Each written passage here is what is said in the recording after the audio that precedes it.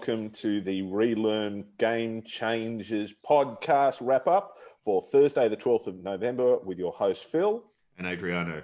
Do you know, Adriano, I'm really excited today that we've got Ulrika Sawan with us, who's just got a really interesting background in education around the world. Yesterday, we were talking about the why. Now we get to just focus and go deep and just a little quieter and to talk about the how.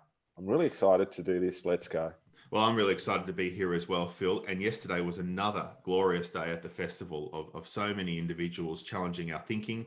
But more importantly, we're providing us with the how context, practical ways in which we can continue to not only relearn education and apply and reimagine schooling, but also support young people to move from this position of surviving in a time of great uncertainty and complexity to a position of thriving. Ulrika, it's wonderful to have you on our wrap-up show today. Can you perhaps share with our listeners a little bit about your story and how you find yourself here today? First of all, thank you for inviting me. It's really nice. As I said before, I'm a subscriber to your podcast and really enjoy the discussions there. My take on relearn today, I found, you are right. It's probably more about the how. I really liked the story this young lady explained about her idea of building these pop-up hubs. It reminded me somehow to the hubs of Learn Life, and I was, one day at the end we're discussing of where she can get her funding. It's like my entrepreneurial thinking right away started, and I was thinking, why can't we combine this? And I think this is something that is really going on in this festival, that you hear and see some ideas, and then you think, so why do these people, why they are not working together? Mm-hmm. So everyone is in his silo, in his bubble somehow, and it's the strength of this festival to see there are more of us, and probably there are synergies that we are not using. It's really interesting you touched upon entrepreneurial thinking just then. It's what we are finding, particularly through our podcast series, through all of them so far, is this powerful intersection between learning and the entrepreneurial kind of social enterprise, educational enterprise world, and how the two of them can kind of come together to really create this new social contract that's going to be around ultimately reimagining schooling from this kind of standardized model to one that allows more of a focus on self-determination direction. Yesterday, we heard from our really good friend Yong Zhao, and in his particular presentation and conversation with Stephen Harris. And one of the statements he made was, we need to relearn how we learn. Phil, that's consistent with our philosophy of continuous learners and unlearners. Do you want to talk a little bit about that at all, Phil?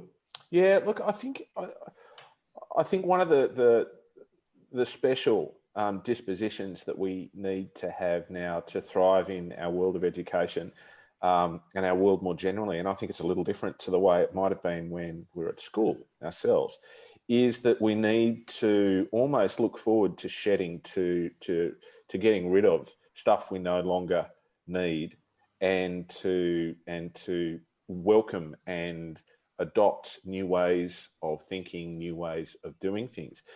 But it's more than just the stuff of what we do. It's more than just the little things. We need to be able to recast and reimagine and reframe what it is we're trying to do and how we're trying to do it. Ulrika, I was interested in hearing you talk about collaboration just then and the way in which we're collaborating and coming together in different ways. How have you seen the ways in which educators collaborate change over your time in education, and what do you think we have to learn from this festival about how to connect with each other?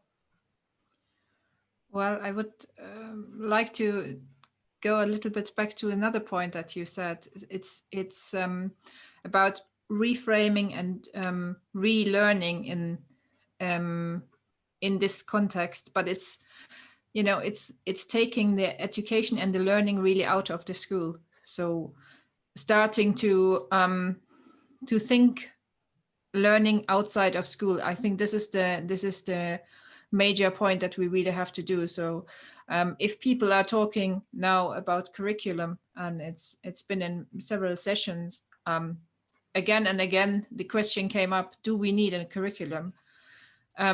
Today one lady, I forgot the name now, she talked about classrooms, and straight away the question came up, do we need classrooms? Do we need classes? So what we are really have to do now is to just forget the whole idea of school. And honestly, I would always go a step further and even say, okay, we really need to have a complete different understanding of what we call the system, because the system, education system, is just an answering system. It's the answering system of the economy system and the society system. So if we are thinking or rethinking or relearning education, then we need also to rethink our society system and the economic system. It's not enough just to always try to fix it in the classroom or in the school. And it's actually the pandemic now showing us that it has to go much further than this. And it's not enough that, you know, when I go to schools, it's quite often that the first thing that I will hear is, we can't do this because of the system. The system is like this. And this is where transformation is stopped.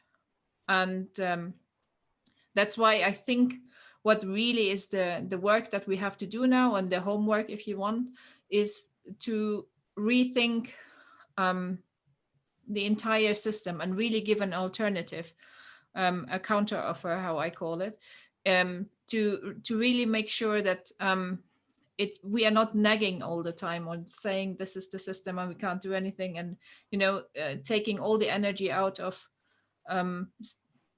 again and again pointing out of what we can't do, the scarcity or lack of opportunities, but to really leave this framing a bit to the side, and then work on an alternative that is really needed in all terms of the system. And I think the pandemic is really giving us the opportunity to do this. I mean, think about how our work life changed. Now I'm sitting here in my home office, but I always sat in my home office. For me, this is nothing new, not at all. And I always, you know, when I started, I had small children, and I always took my children with me to the workplace and to trainings and you know, coaching. And, you know, I always had one of my children or both of my children, I had them with me. And for the people, it was strange that I said, okay, sorry, we have to have a 5 minutes break in my meeting. I have to change diapers. But now that people have this home office thing going on, it becomes more evident that this separation of workplace and real life, or school and family life, is just is so artificial, and it doesn't meet our needs at all in a society. And this is something we really need to work on, and create a counter offer that will serve the true needs of the children and the parents, and, you know, the society in as a whole. I really love your thinking there, Ulrika. I mean, I think the whole point of our Game Changers podcast was around trying to establish brave pioneers who really want to get out in front and do this rethinking. I think the reality is that systems all around the world probably respond to incremental change better than they do revolution. But unless we're thinking way out in front, we're never going to get there in the long run. What you're talking to is a very human-centered way of thinking about education, rather than a bureaucratic or technocratic way of thinking about education. And Adriano, that's the stuff that you've been talking about for years now. I wonder whether you might connect the sorts of things that Ulrika's raising there and tell us a little bit about why we need to make education more human-centered. I mean, it sounds obvious, doesn't it? But it needs to be said. What is it that we need to be doing, Adriano? Well, it's really clear to me that although we are seeing an exponential rise in artificial intelligence and machine learning and automation, I've been saying this for quite some time, we're in the age of the human, and deeply human, because so much is now going to require us to look at human skills that are going to help us to thrive going forward. Some have called them soft skills. Some call them social and emotional intelligence or emotional competency. But so much inherently about who we are and our natural curiosity, our creativity, our critical thinking capacity, our kind of metacognition type skills, they're the type of things that I personally believe we're going to require to thrive. If we think about the World Economic Forum and their latest future jobs report that just came out in October, they've got 15 skills that they've listed. Interestingly, there are 6 of them for the very first time. The basis of them are emotional competency. And that's the first time they've kind of been in there, because they've often been analytical and critical thinking kind of, or skills that are required in that space prior to that. So we're starting to see this rise of not only that kind of metacognition, but the social and emotional elements of who we are. I want to just draw that though to something that Ulrika, you said a moment ago, and you spoke about this kind of tension between the classroom as we once knew it, or it currently exists, and how we would like it to be. And so much about what we continue to aspire to do at A School for Tomorrow is about this notion of anytime, anywhere learning. So it might be on campus, but it might be online. It might be in context in some type of industry, or it might be in country, where young people can really immerse themselves in culture and language and food and people and different perspectives, so that they can broaden that and become far more empathetic and accepting of difference. I think one of our challenges, though, Ulrika, in this space is we do school as school was done to us, because that's what school prepared us to do, right? It's kind of this closed loop that William Rankin spoke about this morning. So how do we help teachers then break through this cycle and support this kind of reimagining of learning? Mm-hmm. Yeah, it's very interesting. If I look at it very practical, usually when I go to a school, I have whole staff meeting right in the beginning, just to get a feel of how is the dynamic of the team. And in recent years, I felt that even for a meeting that promises to be interesting because it's something new, teachers really started to not liking to go to any meeting or to talk about anything. And the one or number one that always came as an criticism about the school was, in any school, every school that I visited, and I worked in many schools, was communication. So and I think there is no school in this planet where communication is not an issue.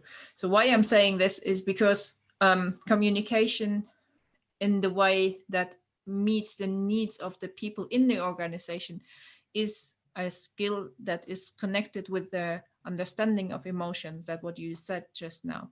So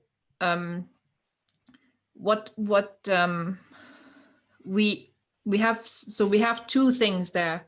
Is like teachers are feeling overburdened from the system and from all the things that has been thrown on schools. Like schools are not only for education now. They are actually, this is a very small part of what they are doing at the moment. And in the same time, they don't feel really able to communicate and get the communication they need in the school. So we have a system that in itself is already, I don't want to say sick, but it's going towards this way. And then you throw in, Yeah, I'm not a doctor, but it feels like it. So yeah, and then you put, or you throw in children that are actually whole, that are Yeah. perfect the way they are, and they are made or formed in a way from a system that makes them unwell, you know, and especially emotionally unwell. And I mean, I've been working for years now as a counselor as well, not only as a coach, and I have many hats, if you want to say. And I feel that more and more children are coming, and they feel really unable to express emotions. So if I ask them, and it's more evident maybe in the Arabic culture, but I felt it also in the Western culture. If you ask children how they are, they usually give you two answers: either they are happy or they are Mhm. angry. Yeah. There's nothing in between. Yeah. Yeah. Yeah. And this is also because, um, it's like this they are not able to say it, to communicate, to name it, Mhm. the emotions they have. At the same time, when you can't name it, you can't feel it. It's very interesting. So there are so many things that school has to work on, or education has to work on, the society, as I said, has to work on, um, that need to be, reframed in the way we understand education. And it's true what you said. Obviously, I mean, we have all the knowledge here in our smartphone already, and we all know this. It's not about getting more into our heads of this kind of knowledge, but it's really about how to deal with this. Yeah, I'm a bit lost now. No, that's all No, that's good, fine. Ulrika. Sitting here and listening to you talk about all these range of different things that need to be done. I mean, there's various different ways that we can approach the how. We can do, if we're talking about a classroom, we can use the sort of stuff that William Rankin was talking. Maybe learning space would be better, because it might not be a classroom, it might be somewhere else, it might be some sort of specific learning context. When William was talking about, the following, to start with. So people need to follow, and then they need to be able to tinker, and then they need to be able to make and share. But, if we were to talk to Leanne Wilson, our First Nations Australian partner of A School for Tomorrow, she would express that in a slightly different way. She would say, well, you've got to learn from others, then you've got to learn with others, and you've got to do it yourself, and then you've got to share with others. So it's interesting, you get different cultures with slightly different permutations. And that tells us, that the context is really, really important. So when we've been doing our research with schools around the world, the how comes down to, the how is about aligning what we believe, what we aspire to, and how we go about what we do. So it's, how do we get vision, intention, and means all working together in a synchronized way and in an aligned way. The first step for that is that we have to understand the context. And if the context is changing, we need to follow it, and we need to get ahead of it. And as learning institutions, as learning bodies, as schools, whatever we're going to call them, we've got to be ahead of the curve and trying to predict what is coming, as opposed to reacting and just waiting for it to be done to us. Because if we're passive recipients of the times, it's no good. Second thing we need to do then is we need to define the culture that we want. And there's so much of what you've been talking there, Ulrika, is about sitting here and talking about the relationship of society to the schools and learning institutions which they serve. And finally, we need to cultivate the passion. And we all express our passion differently. But without passion, you can't have dreams. Without dreams, you can't have purpose. Without purpose, you can't have goals. And without goals, you can't get to where you need to get to. So there's a method and a structure to all of this. Ulrika, thank you so much for joining us today. We really, really appreciate hearing from you and all your perspectives. Congratulations on your own presentation with the controversial title, I Am a Redundant Manager. That was really, really, it was terrific. I mean, what I really enjoyed about your work is the way in which you really walk the walk of theory. So, you're talking about engagement, you're talking about empowerment, you're talking about distributed leadership, you're talking about the entrepreneurial skills and then making them happen along the way. So thank you. Enjoy the rest of Relearn. Adriano, would you like to wrap up?